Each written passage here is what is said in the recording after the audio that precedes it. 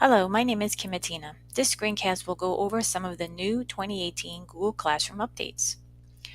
So right now, I am in a class in the new version of Google Classroom, and you can notice up top here I have 3 pages: the Stream page, the Classwork page, and the People page. The Stream page is redesigned to only show all of your assignments, announcements, and questions all in one place. And you can simply get a quick overview of what you posted in your class. So that's the Stream page. The Classwork page is totally redesigned and it's a new feature.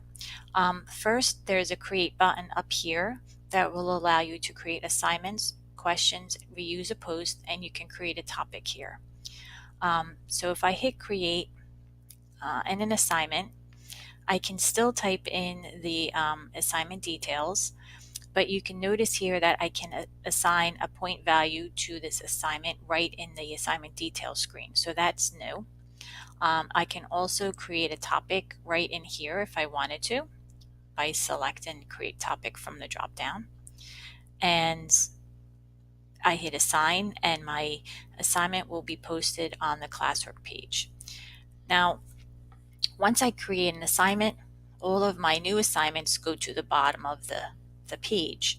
So I can simply move this topic up to the top by clicking the 3-dot menu, and I can move it up. Now, I have to move it up one by one. There's no move to the top or move to the bottom. So if you find this tedious, please leave the team feedback on this feature request by clicking the question mark at the bottom left-hand corner of the screen, which is right here. And the team does read all of your feedback. So I'm going to move this up to the top. And what I can also do is, let me do it one more time. What I can also do is I can rearrange the assignments within a topic. So if I wanted to move this assignment down to the bottom of this topic unit, I can click on the 3-dot menu here and can move that down to the bottom. And you can see now my question is the first post within this unit. So you can rearrange your assignments and your units within the Classwork page very nicely. The People page is redesigned also, and it does allow you to invite teachers, co-teachers to your class by clicking on the People icon here. I can simply type in their name or email address and invite them to be a co-teacher. I can also invite students the same way by typing an email or their name, and I can invite them to my class. Just be mindful that email has to be enabled in your domain to be able to send an invite via email to them. This part here didn't change. I can still remove, email, or mute the student from this page. So that's new. This part here, if I click on the title of the class, this is my back button. There's no more back button. So if I click on the title of the class, it will take me back to the main screen for my class, which is a nice feature. The About page is gone.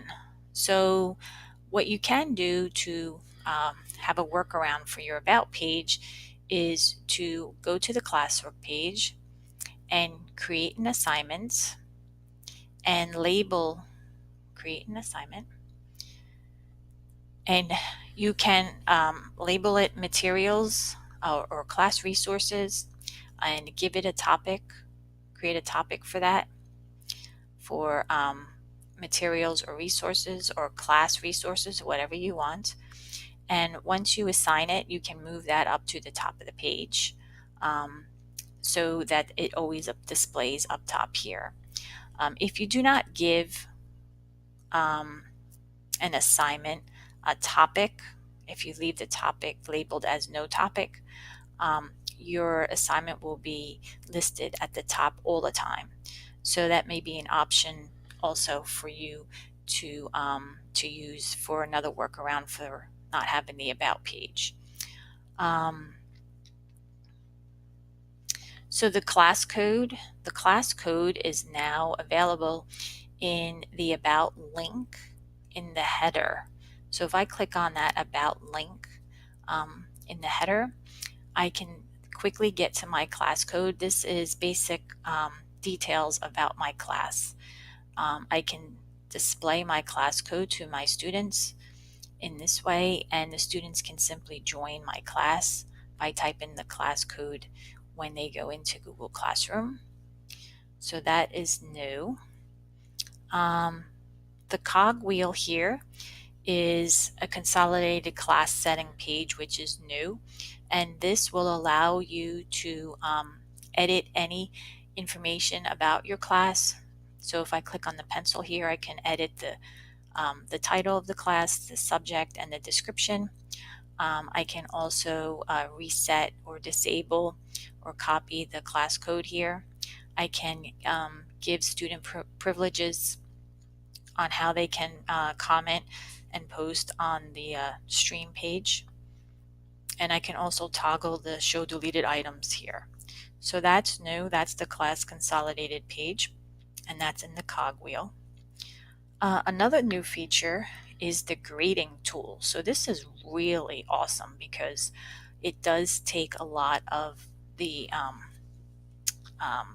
it does make the workflow a lot easier when you're given feedback to your students. So if I go into the classwork page and I scroll down to an assignment and I click on View Assignment, okay, this screen didn't change. This screen still shows the class roster on the left side and any files that they turned in on the right side. However, if I click on the file for a specific student, this grading tool is totally new. I really love it. It takes a lot of the legwork out of navigating through the class list. So let me go over this grading tool.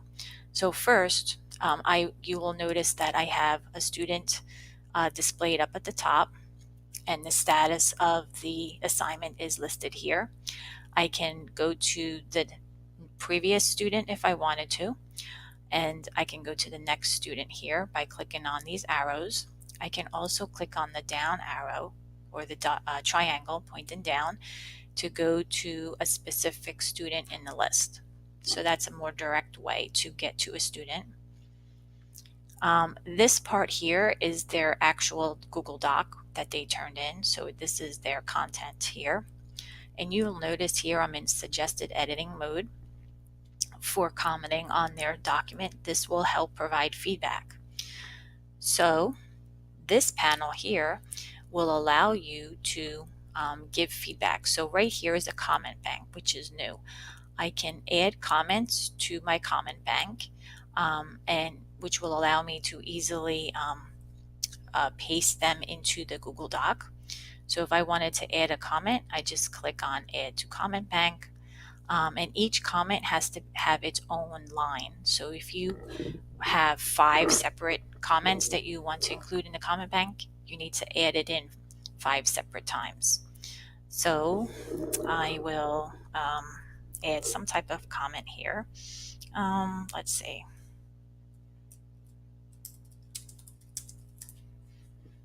I hit add, and now my comment is saved in the comment bank. If I hover over the comment, I can simply have the ability to edit the comment, delete the comment, or copy it to the clipboard by clicking on the 3-dot menu here at the top right. So that's the comment bank. I can provide a grade right here if I wanted to, and I can change the total points of the assignment here also. I can add private comments, which is attached to the assignment, and the student will see that when I return the assignment to them. So just say, for example, I wanted to type in this private comment.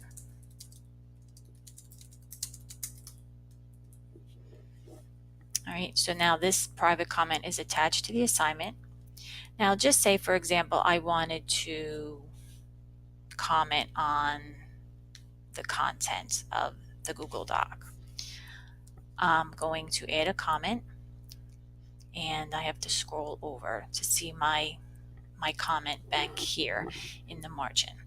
Now the trick here is I want to use my comment bank because I don't want to have to type all of my comments here.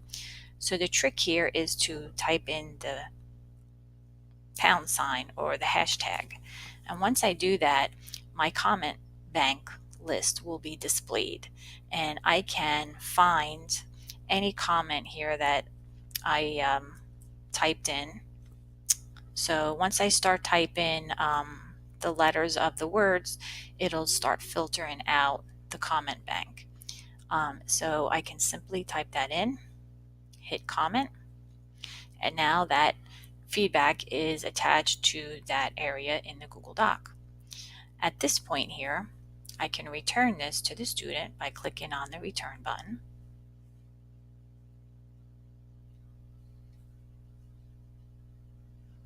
And now I just gave this student feedback. I graded the assignment, and I was able to return it all within this new grading tool.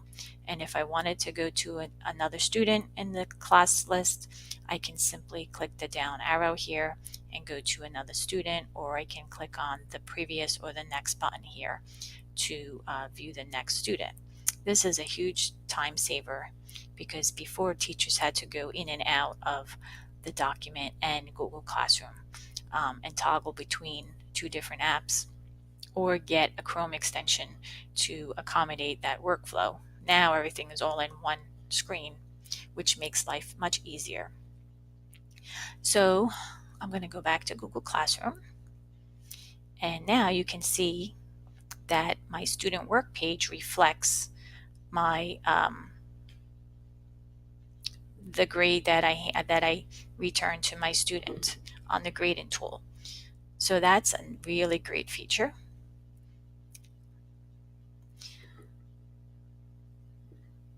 Okay, so I'm going to show you next how to customize your email notifications for your classes.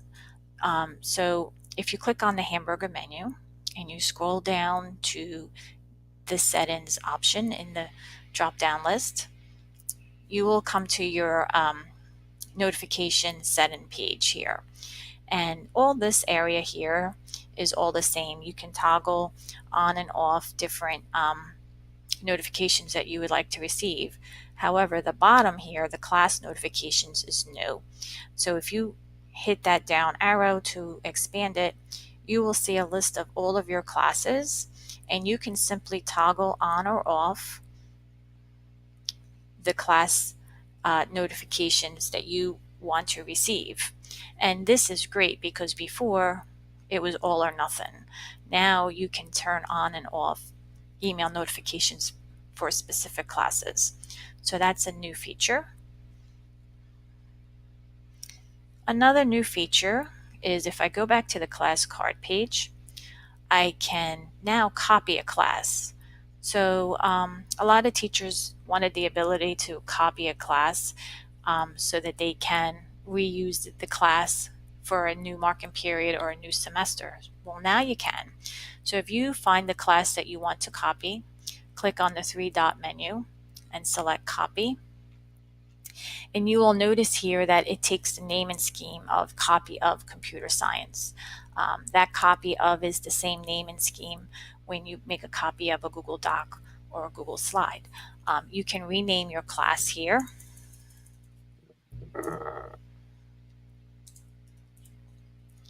Give it a subject if you'd like, a section, and hit copy. And now my class will be copied and the class card will appear at the class card page.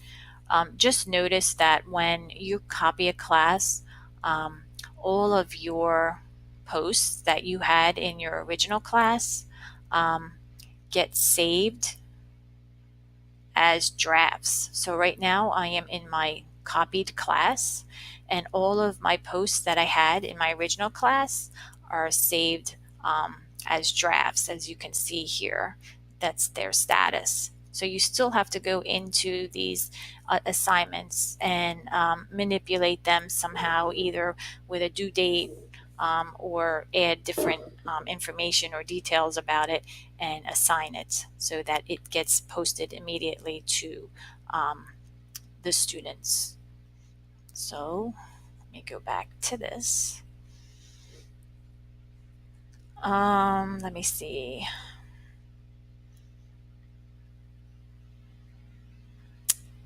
And that's it. I basically went over everything that I had here in my checklist. Um, so those are the new updates for Google Classroom.